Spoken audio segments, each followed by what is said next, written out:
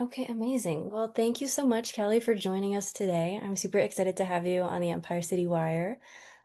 Um, Hey. so you just came out with a new book, right? The Miracle Hour. hmm Tell me a little bit about that. Yeah. So the Miracle Hour is an hour a day system for predictable daily sales. And it is a book that walks entrepreneurs through how to unlock the untapped opportunity in their businesses by focusing on relationship capital.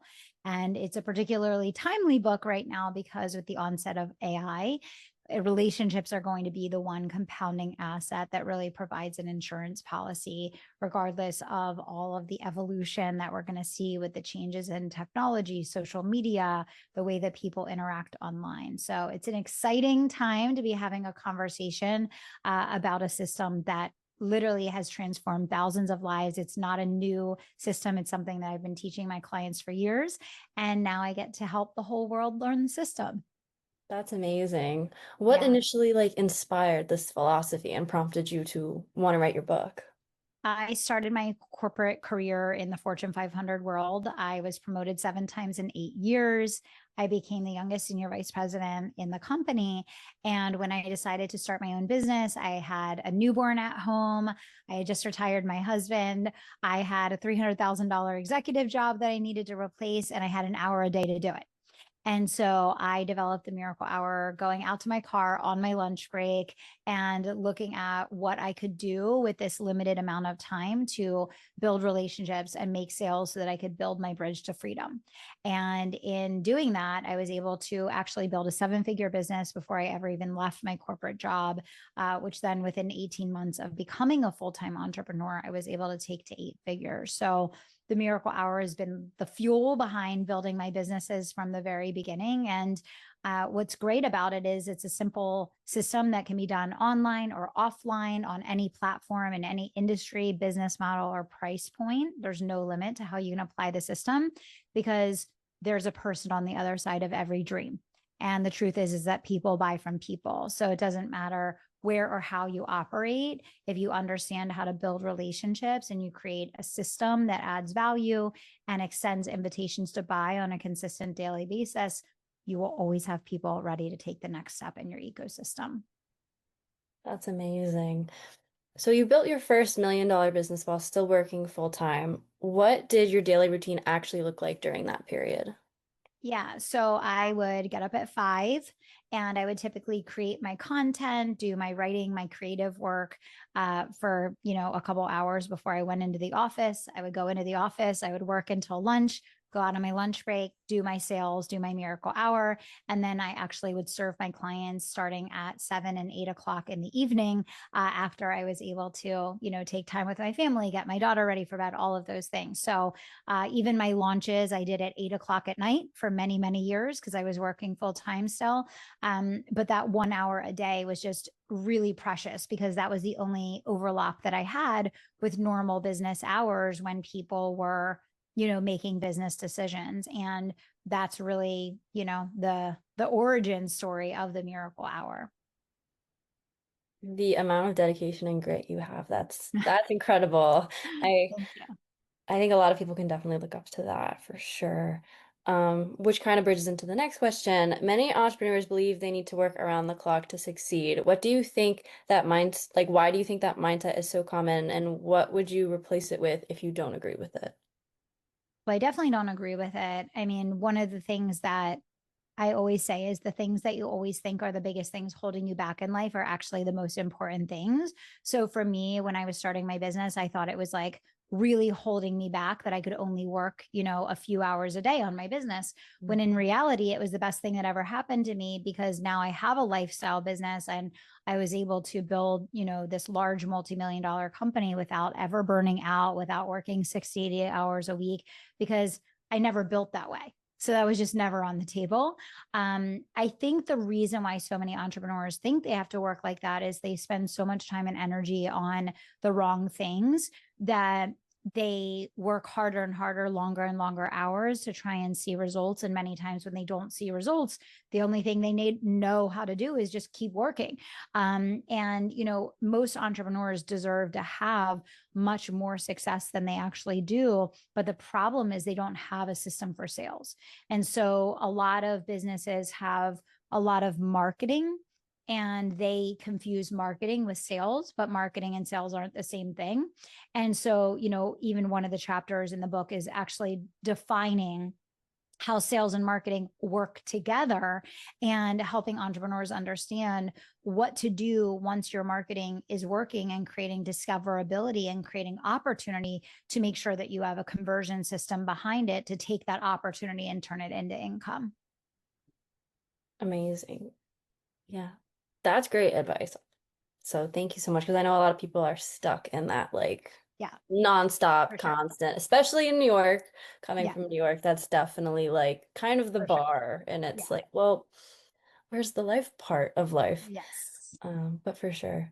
What's the biggest productivity mistake you see small business owners making today? Small business owners spend a ton of time doing things to try to save time, and they actually waste a lot of time trying to save time. And that is like, I would say over the last 10 years, my biggest observation of entrepreneurs is they spend so much energy trying to create shortcuts, whether it's productivity tools, automations, AI. And in reality, if they just did the thing that they needed to do, they would be able to get a result. And what happens is they spend all this time and all this energy trying to shortcut the result, and then they never make it to the result. I think I definitely have seen that in a lot of practices Yeah. for sure. Yeah. Um, how has your experience leading large corporate teams influenced the way you run your own companies? Running the business based on systems, prioritizing, monetizing each role in the business, Mhm. making sure that the sales system is the heartbeat of the company, and really focusing on the back end sales system as much as the front end sales system. So that's retention, renewals, referrals, reactivations. Most businesses in the online space don't scale because they can't outgrow the churn. And they can't outgrow the churn because they don't have an internal sales system. They only have an external sales system for customer acquisition. And so it's the balance of what's happening on the front end of the business and what's happening on the back end of the business coming together that really creates a sustainable, profitable business. Yeah, in this day and age, everything moves so fast where it's like if you're not keeping up, then Yeah. definitely. In an era where AI is changing how businesses operate, why do you believe relationship-based sales are more important than ever?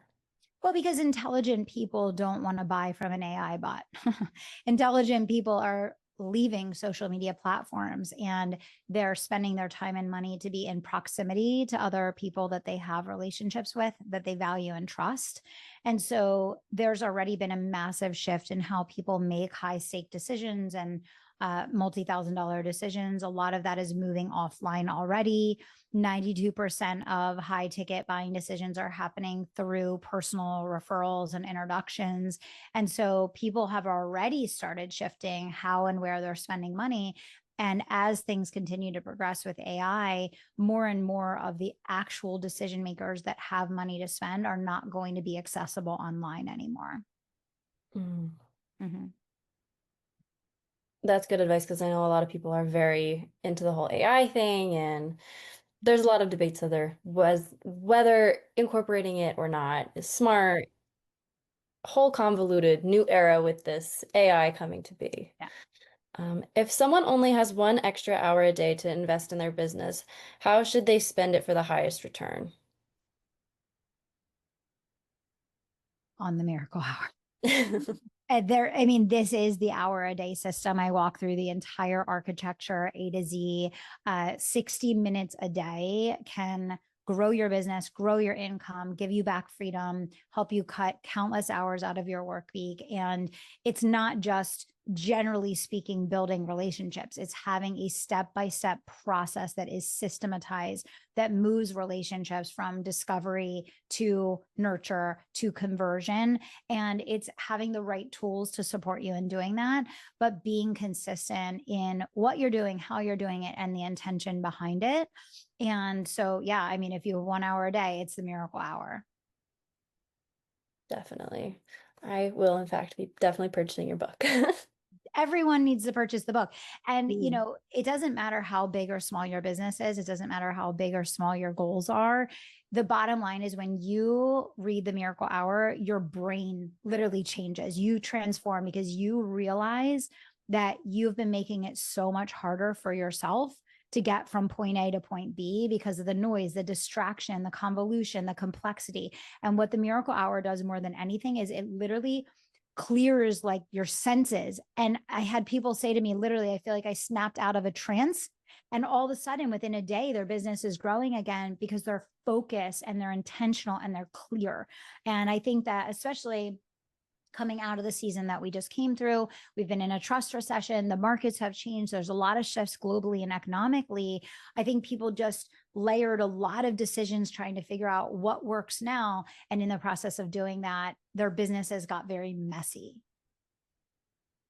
Yeah, Definitely. Convolution can happen so fast, and it's hard to get out of that mindset and then fix what's going on. So, clarity is helpful for every aspect of life, I would for say. sure. Definitely For business. sure. What are some habits that feel productive but actually distract entrepreneurs from generating revenue? Almost all of them. One of the exercises that I have people do in the Miracle Hour book is, draw a line down a piece of paper. On the right side of the line, you write down, these are the things that actually make me money. And then on the left side, you write down everything else that you do all day, every day. Most entrepreneurs could cut their work week by 30 plus hours and their income wouldn't go down. And the reason that their income wouldn't go down is most of what they're doing has no impact on their success. And Mm. so it's almost everything. And I think that's the brutally honest truth, that people hold on to things. They feel like they could, they should. Maybe they do things out of fear or obligation or guilt or habit. And I think it's until you like break yourself out of those things and get really serious about the goals that you want to achieve and laser beam in on the right activities to get there, that's when you really start to see traction and momentum. Awesome. For someone launching a business this year, what would be your top priorities during the first 90 days? Definitely live streaming, 100%. Fastest, easiest way to grow. So, live streaming, starting to build your Dream 1000, which we talk about in the Miracle Hour book, generating relationships, getting ads running to generate leads. I would start a Substack in this market. Substack is really, really powerful trust engine and conversion tool. And starting to do collaborations with other people to get in front of other people's audiences to help you to build yours. Awesome. I know I've heard a lot about Substack, so that's great. I think that's a term that I think most people, whether they're in the business market or not, have heard about Substack. Um, Let me see.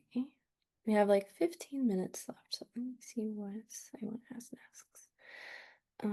What advice would you give to creators and entrepreneurs who struggle with consistency or motivation?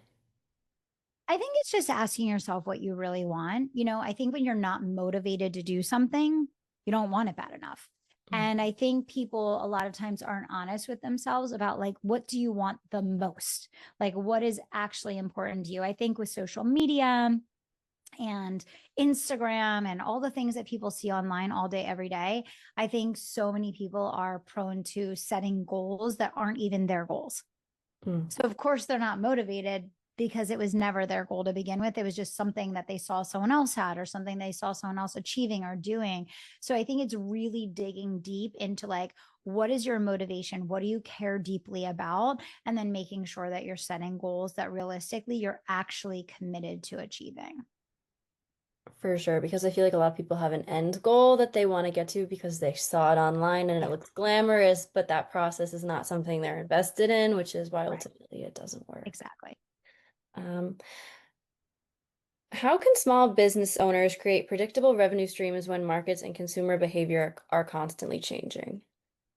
when you're consistent in building relationships. Mm. That's the thing, is that everyone is 6, 7 degrees of separation. So if you focus on building relationships, you will always have someone that knows someone that knows someone to get to your goal.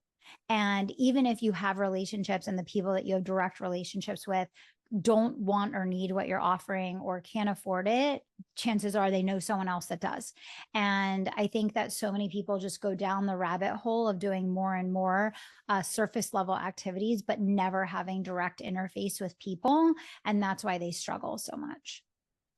Definitely. The 6, 7 degrees of separation is so true, but it's incredible to think about. Mm-hmm. Yes. LinkedIn. Love LinkedIn. Mm-hmm. What role has mentorship played in your own career, and how should aspiring entrepreneurs find the right mentors?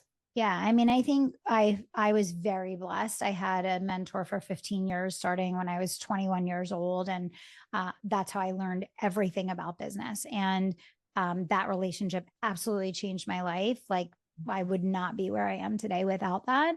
I think everyone needs mentors coming up and at different seasons of life in different areas. I think you need to first and foremost find people that live the core values that you value, and someone that lives a life that you would want to, honor and emulate, certain elements of that. And then find someone also that has the results that you want to get. I think it's a combination of core values and results and lifestyle. And when you bring those three things together, you should be able to find someone that has been able to do that. And, in the world of online business, of course, there's so many people now that do mentoring and that are out there in the world, that, you may have to spend money, but you can get into proximity to people that have done what you want to do.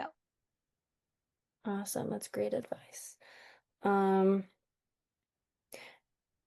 you've built multiple successful companies. Are there any lessons from your first business that you would approach differently today? I mean, you learn so many hard lessons, right? I still have my first business, which I'm very thankful for. Mm. And it's been many years, and now I have many other companies as well. But I would say one of the most important things is just always continuing to focus on the longevity of the customer relationships that you're building, and putting as much attention on retention and renewals and reactivations and referrals as you do on customer acquisition. Because I think when that gets lopsided, the business gets really hard to run and really distracting, because you have to work on covering the back end instead of focusing on the front end. And so, like, when I scale companies now, that's like the first priority, is like, how do we tighten the screws and make sure that the sales that are coming in stay and they stick, and that there's loyalty there, so that then as we bring in new customers, it actually creates growth. I feel like ties into sustainable growth a little bit. So for my next question, how do you define sustainable growth, and how can founders avoid burning out when chasing ambitious goals? Yeah, I mean, that's exactly it, right? Mm. When you look at most businesses, their business growth strategy has a singular focus of customer acquisition. And for many businesses, when they're over indexing on customer acquisition, it means that the back end of the business isn't tight and the systems aren't as defined as they need to be. And then what happens is you end up losing customers faster than you're gaining customers. And it creates turmoil and chaos, both on the morale of the team and within the company. And so I think a lot of business owners burn out because they're constantly chasing new customers and they're constantly chasing growth, but they're paddling harder and swimming harder and doing more, yet they're not seeing any better results because the back end of the business isn't tightened. So I think it's really understanding how to have a mature view of the full life cycle of the customer, and not just the acquisition phase of the business. Mm, for sure. Looking ahead, what trends do you think will have the biggest impact on small businesses over the next 5 years, and how should founders prepare for them? Well, I mean, obviously, the onset of AI is the biggest thing that's happening in the world right now, and there's nothing we can do to stop that. It is what it is. But the recoil effect of that is that the proximity in real life business is going to explode. And so, while a lot of people think AI is the advantage, AI is actually going to be the great equalizer because everyone will have access to AI and everyone will be using it. I think there's a very significant opportunity, as shown in the numbers and the growth in the event space, in real life experiences, in offline digital detox experiences, in community. These are some of the things that are going to absolutely explode as a response to the integration of AI into everyday life. Definitely. I think that's great advice, and especially with the new world of AI and everything, in terms of like artificial videos on the internet and ideas that are marketed as original but are not, that hodgepodge Frankenstein Exactly. that ChatGPT likes to come up with a lot. Um, we have some time left. Is there anything else that you would like to touch on or add? No, I think this is a great conversation. I would encourage everyone listening to go and get a copy of the Miracle Hour. One click on Amazon, it will completely transform your business and your life forever. And just know that you're 1 hour a day away from the results that you've been killing yourself to create, but haven't figured out how to get. Definitely. Well, thank you so much. It was such an amazing experience talking with you today, and I'm so excited to share all of your advice with everybody just on the internet world. Thank And you so I'll much. definitely be purchasing the Miracle Hour as well, I think. Awesome. Well, We have a definitely couple, reach out and share your results. And thanks so much for having me. of course. Thank you. Have Take a great care. day, Kelly. Bye.